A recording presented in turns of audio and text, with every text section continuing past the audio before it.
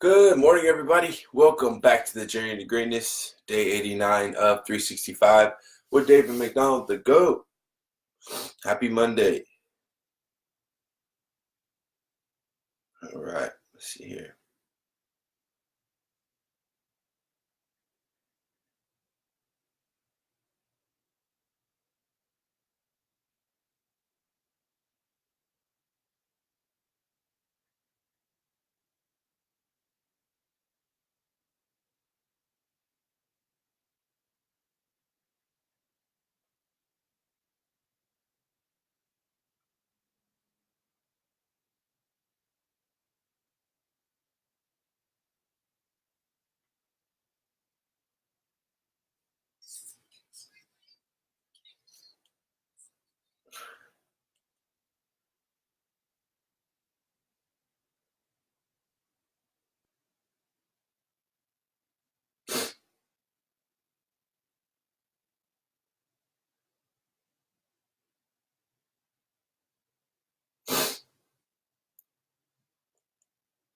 All right, so to begin, we're going to start our meditation routine.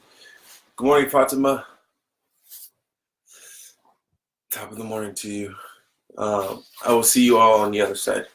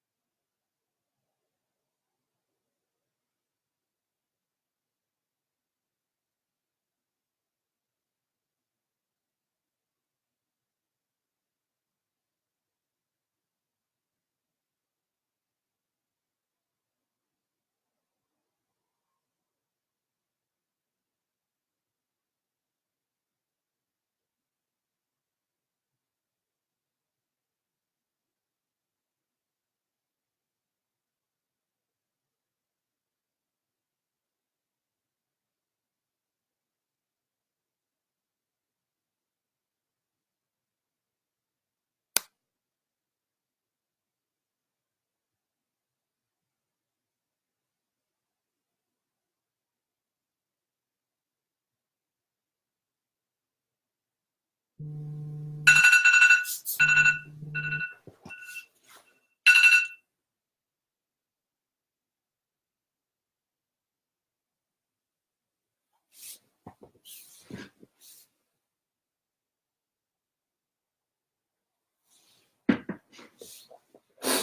right, everybody, welcome back. Happy Monday. Auntie Louisa, good morning. Ruby, good morning. All right, so we just finished our meditation routine. And now we're going to get into our journaling routine. I will see you all on the other side. Feeling like a champion. A champion.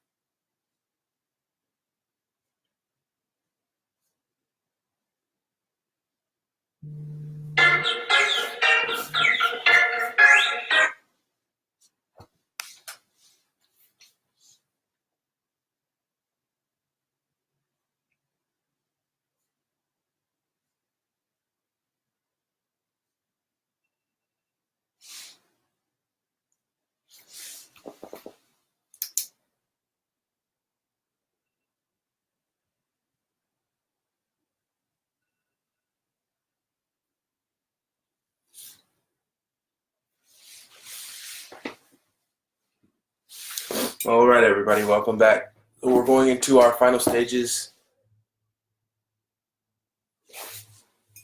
our final stage of our journey today, and we just finished our journaling routine, and now we're getting into our reading routine. I will see you all on the other side.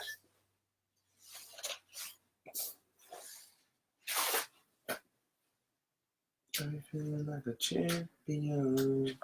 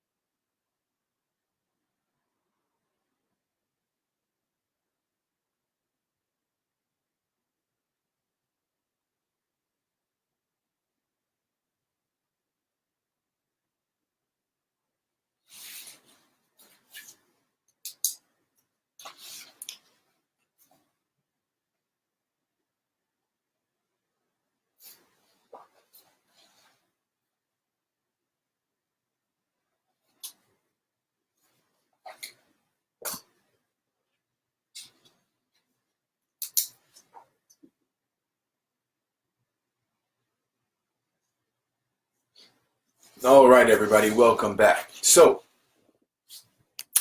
we just finished our reading routine, and to conclude, I guess the most important part of this section is Dr. Dweck answers a couple questions. So the first thing is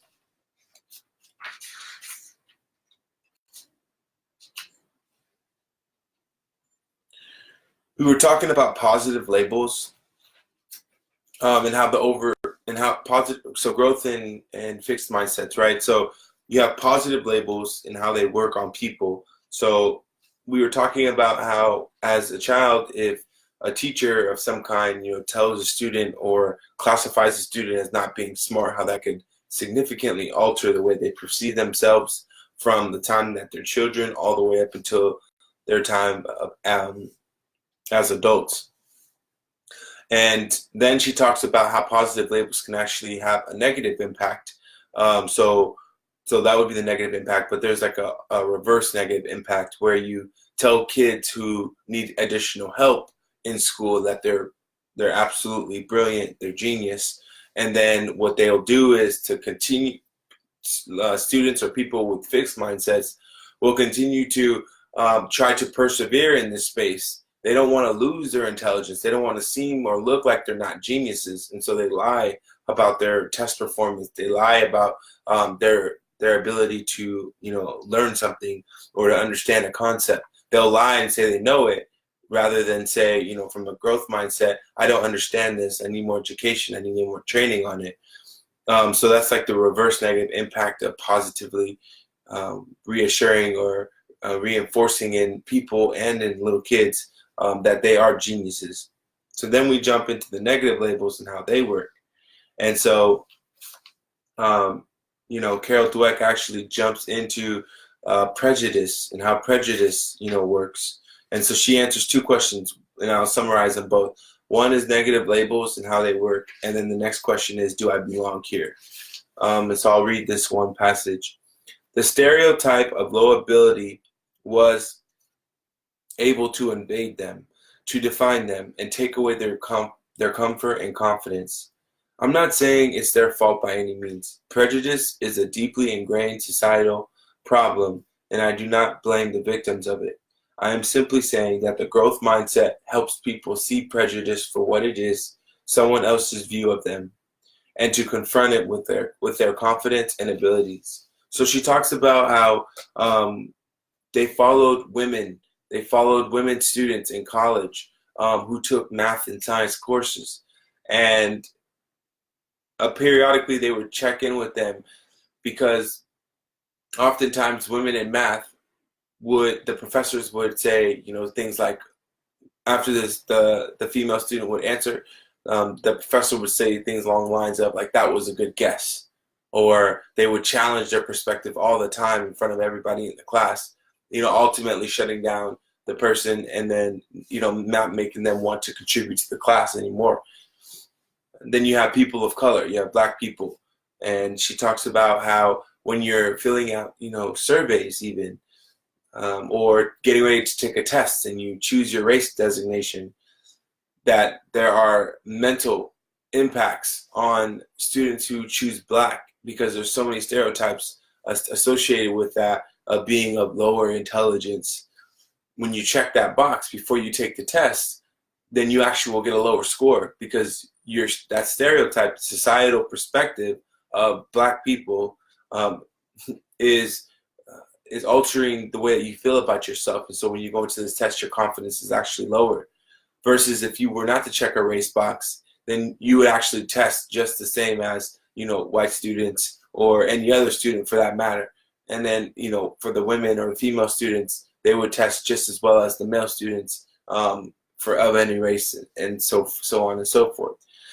And so the power of negative labels. Somebody with a fixed mindset would allow somebody's ignorant perspective or accurate perspective to, hinder them from moving forward with confidence.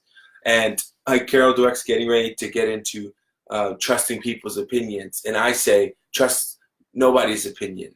Take critique, pause. Take critique and understand people's pause. People will provide their opinion and people will provide critique.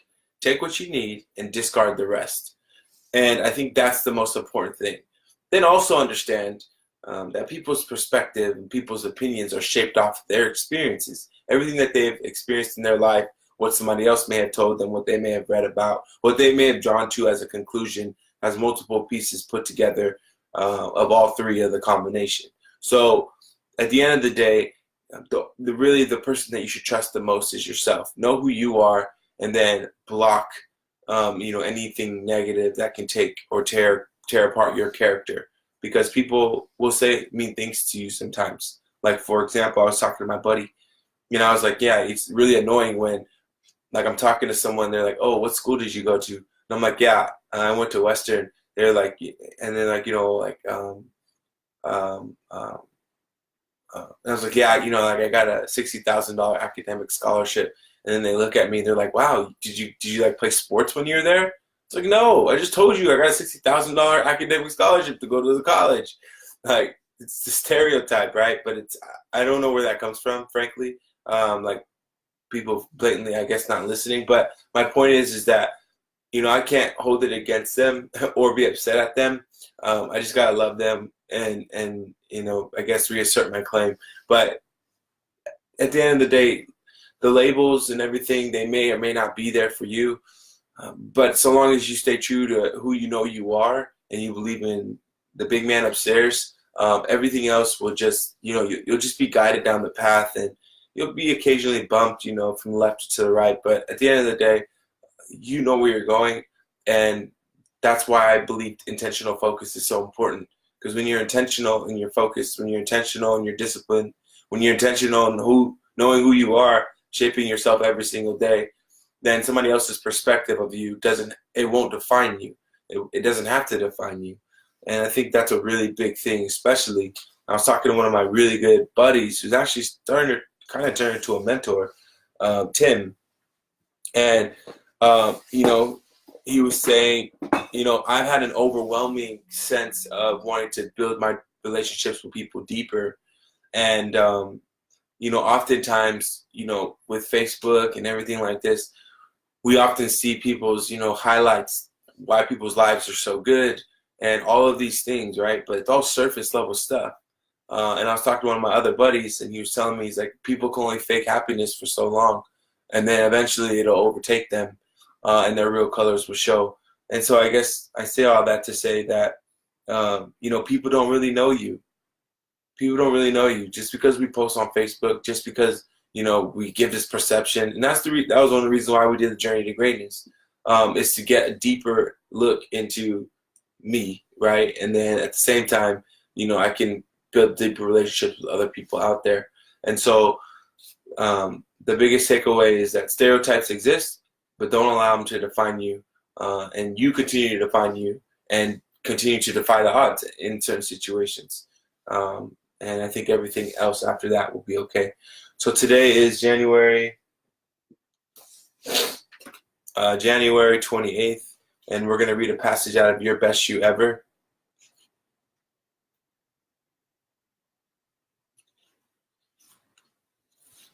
January 28th, the title of our passage is Life Abundant. I have come that they may have I have come that they may have life, and that they may have it more abundantly. John 10:10.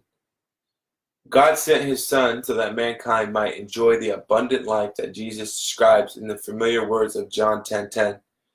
But God's gifts are not guaranteed. They must be claimed by those who follow Christ. As you plan for your own new beginnings, you may be asking yourself, what kind of life does God intend for me? The answer can be found in God's promise of abundance. Those who accept that promise and live according to God's commandments are eternally blessed. What exactly did Jesus mean when he promised life more abundantly? Was he referring to material possessions or financial wealth? Hardly. Jesus offers a different kind of abundance, a spiritual richness that extends beyond the temporal, boundaries of this world. This everlasting abundance is available to all to seek it and claim it. Instead of living a black and white existence, we'll be released into the technicolor world of vibrancy and emotion when we more accurately reflect his nature to the world around us. In other words, when we start acting in more of a godly way, then we are able to enjoy the color, the technicolor life that is guaranteed to us. And that passage was written by Bill Hybels. Building a better you. Don't miss out on God's abundance. Every day is beautifully wrapped gift from God. I like that. Every day is a beautifully wrapped gift from God. Unwrap it, use it, and give thanks to the giver. I like that a lot, actually. Every day is a beautifully wrapped gift from God. And I can relate to this. That abundance that God talks about is